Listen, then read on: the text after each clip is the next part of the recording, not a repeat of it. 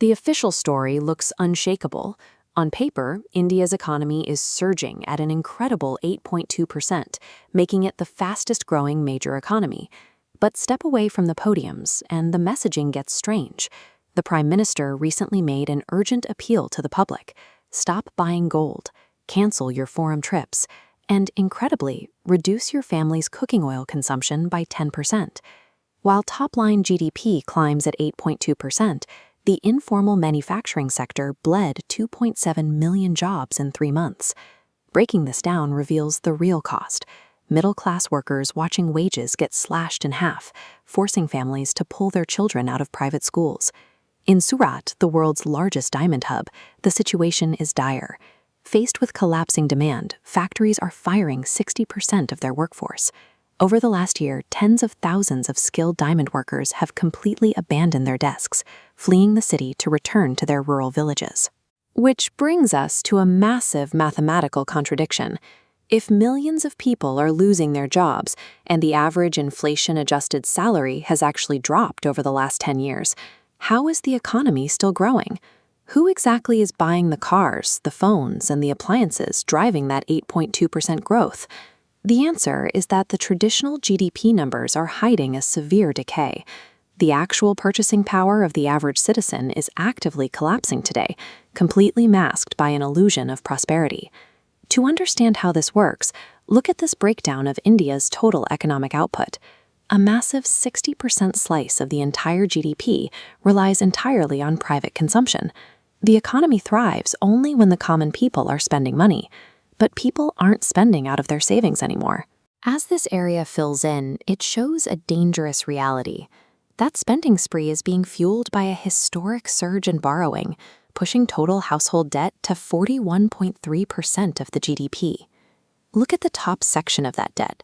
Over 55% of these loans are for non-housing retail. People aren't borrowing to build assets or start businesses. They are taking out personal loans and using credit card EMIs simply to afford basic lifestyle needs, air conditioners, phones, and daily expenses. This isn't guesswork. The Reserve Bank of India's own data confirms this massive shift in how citizens are surviving. When your real wages buy less than they did a decade ago, you bridge the gap with credit. People are paying taxes, draining their savings, and then borrowing at high interest rates just to make it to the end of the month.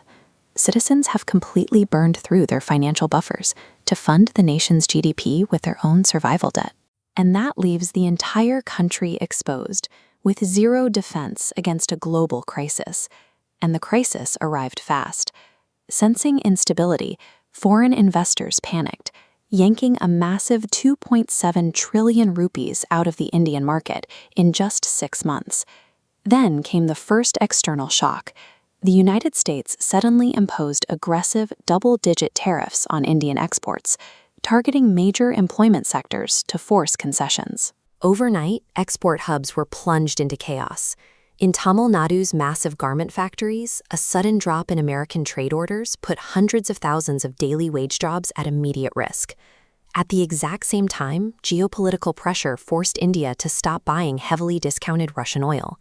And just as they switched suppliers, the conflict in the Middle East blocked the Strait of Hormuz. Almost instantly, crude oil prices spiked by 58%. This chart tracks the devastating mathematical consequence. Forced to import expensive oil using US dollars, while export income evaporated, the Indian rupee went into freefall. Here you can see it plunging to an all-time low, crossing the critical threshold of 96 against the dollar. And as the rupee loses value, it drags the country's safety net down with it. The overlapping bars reveal a rapid $61 billion plunge in India's foreign exchange reserves over just a 4-month period. Because India imports 90% of its crude oil, the weak currency makes everything from fuel to fertilizer more expensive. The government claims inflation is sitting at a manageable 3.9%. But for the working poor, watching the cost of a cooking gas cylinder triple, the real-world inflation rate feels closer to 60%. In a normal downturn, every economics textbook says the same thing. The central government should step in, open the treasury, subsidize basic costs, and inject money into the job market. But looking at this graph, you can see exactly why the government is paralyzed. Economists recommend developing nations keep their national debt below a 40% limit. That small bar is completely dwarfed by India's current reality, a staggering 197 trillion rupees of debt, pushing the national debt to GDP ratio to an extreme 82%. As we break that massive bar down into revenue streams, the math gets worse. Large chunks of incoming money are immediately locked away. Over 80% of the government's revenue is already booked just to pay off old interest, state salaries, pensions, and existing subsidies. There is practically nothing left over to fund emergency relief. Yet the political optics completely ignore this grim fiscal math. Leaders continue to project wealth, standing alongside billionaires to promise a frictionless, unstoppable march toward a $5 trillion developed economy. Behind closed doors, serious financial leaders are singing a different tune.